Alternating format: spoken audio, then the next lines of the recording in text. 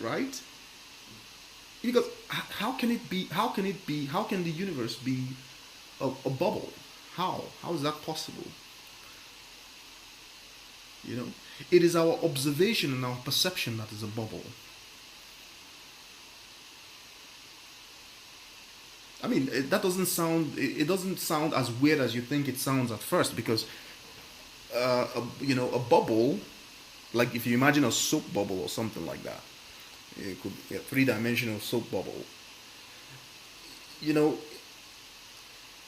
the evidence of the bubble is that there is, in fact, spheres or three spheres, for instance, as they're called in geometry. They have very precise mathematical formulations, but that formulation requires that there is the bubble itself can have a boundary.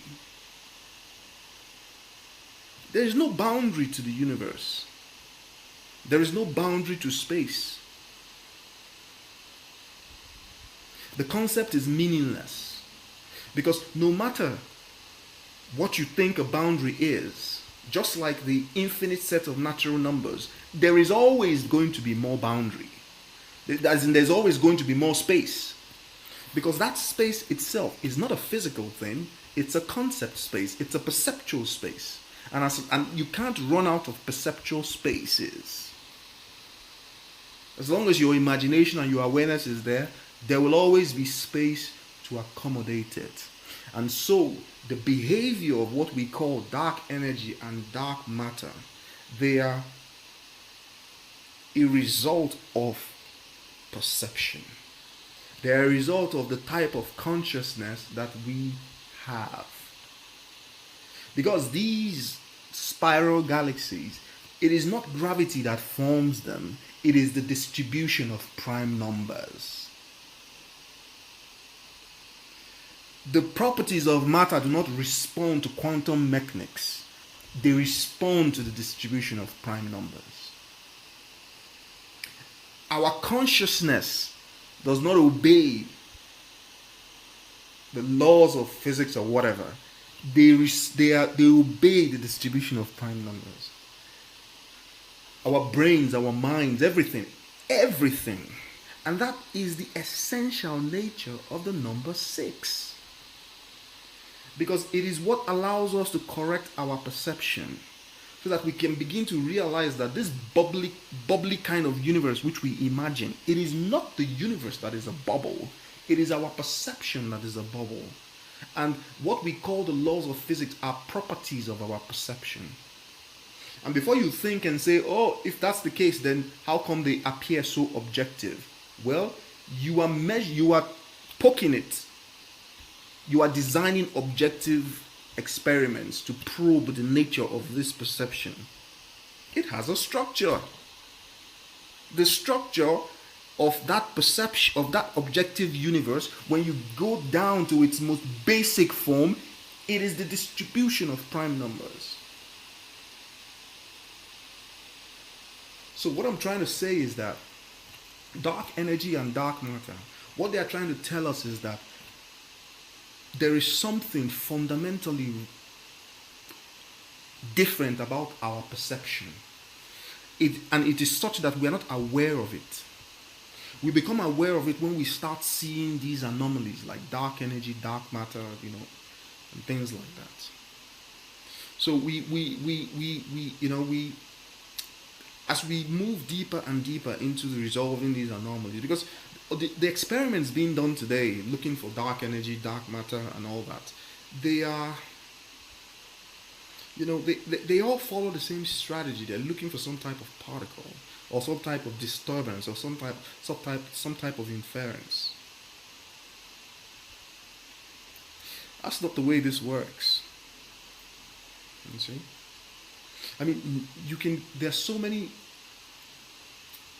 nature, because of the structure of space-time at its fundamental level, there are excitatory energy levels, for lack of a better term, that once the energy is sufficient, those levels begin to become excited. So what you call what we call particles are actually resonant states of a unified field that has various levels. So on one level, the excitation is like that of an electron. On another level, the excitation is that of a more.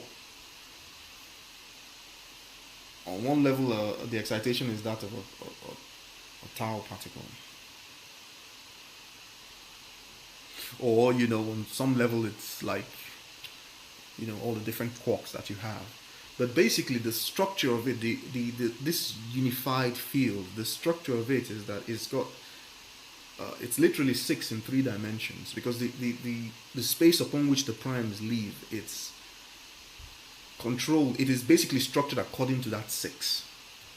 Okay, and that's why you have all these features in particle physics. The entire flavor structure of particle physics comes from that. So it is that nature, that perception that I'm talking about. That's what now brings us to the nature of astrology. Because some people say, look, astrology, is just nonsense, pseudoscience, and all people who believe in astrology are people who need to check their marbles. And for me, I find this very, very interesting. I am not surprised that most rational people have that view, because if you accept astrology as a rational thing, the way it's currently understood, then there's something wrong with you, because it is not rational. Now, what makes it irrational is that they are missing gaps in the body of knowledge. You do not understand it, because we talk about how constellations form patterns that are given names that carry meanings. I mean, the constellation in the sky is just based on what? It's a perspective, and it is usually the perspective of the person who's standing on Earth. So within themselves, what meaning do they have? The pattern that the stars form in the sky, they're not 2-dimensional patterns. They're 3-dimensional patterns. So those stars don't really have the structure and the shape which we give them. This is the rational explanation that starts. Oh, planets have no business. Planets are just there. They have physical properties, etc., etc. This is the rational approach to astrology. Now, what is missing is the knowledge regarding the principles of organized complexity, just like I've been describing them in the explanation for dark energy and dark matter. You see, because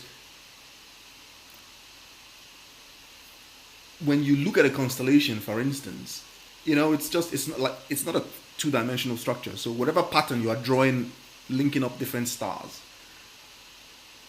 the meaning of that pattern does not exist in nature. It exists in you, the observer. You are the one drawing that meaning and inferring that meaning. And so the particular meaning that you infer from it, right, is born by observation. So at the end of the day, astrology is based on the nature of our perception, as we envisage it at a type of bubble. But like I've described, the reality of existence, and this is why mathematics works pretty well. The reality of existence is that existence is not a bubble, but our perception is a bubble. Since we cannot be outside of our perception, we cannot be outside of the bubble. So whenever we try to get outside of the bubble just keeps expanding. The more we try to investigate the bubble, we see the bubble's expansion getting faster and faster and faster and faster. And it is that bubble we call the universe.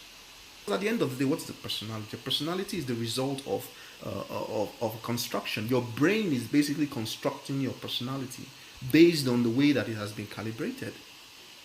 You would expect any instrument design, any equipment that is designed, its output would be a function of the way that it is built. But in astrology, because we don't see how the building occurs, we just tend to dismiss everything and say, this is just whack. No, we haven't reached the level of sophistication needed or necessary to be able to understand the tenets of astrology, astrological thinking. This is what I'm trying to say.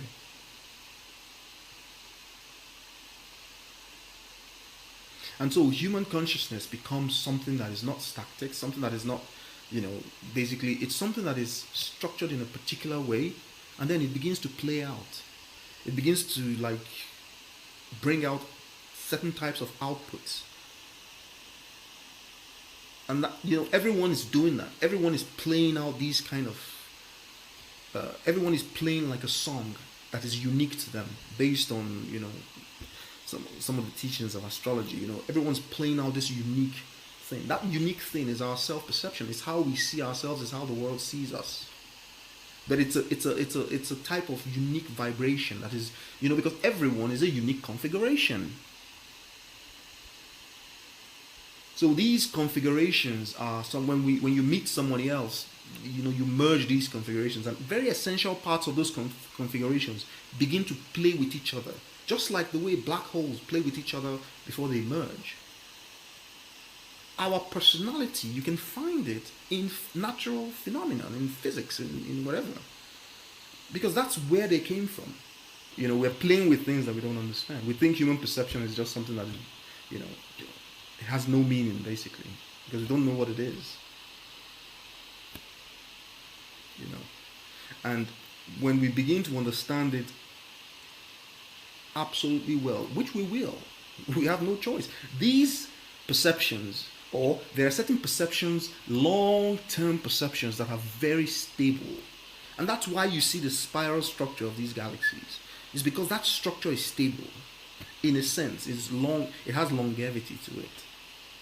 And it is the most efficient you can think of in order to pack that whatever. But I've also explained where they're coming from. You see? Now, whether you want to intuit the effects of gravity or quantum field, whatever, doesn't matter, because all you're doing is you're just focusing on certain aspects of the original, space, which is the three-dimensional space formed by the distribution of prime numbers.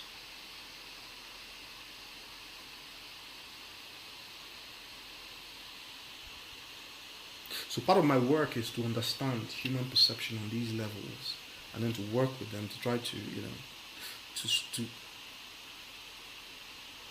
to correct perception, so that we can begin to see what is really going on. And by doing so, we begin to change our behavior. We modify our behavior, because I usually give the example. I said, but people tell me, but people will not stop chasing money. Are you kidding me? There's always more opportunities and more money. There's always greed and everything. I said, yeah, that's what you think. Chimpanzees and apes, they behave in a particular way. Human beings once mimicked those kind of behaviors. They don't do it now.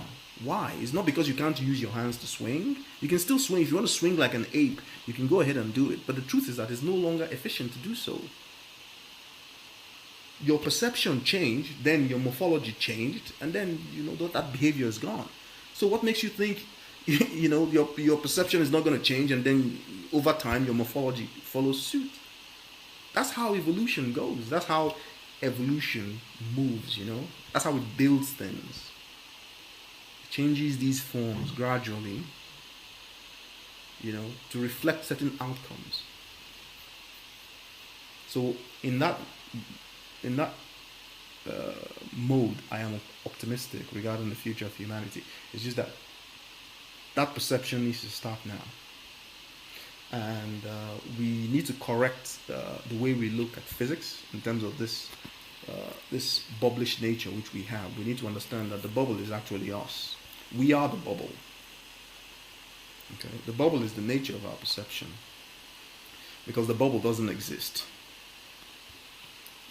The bubble is how we conceive of the universe.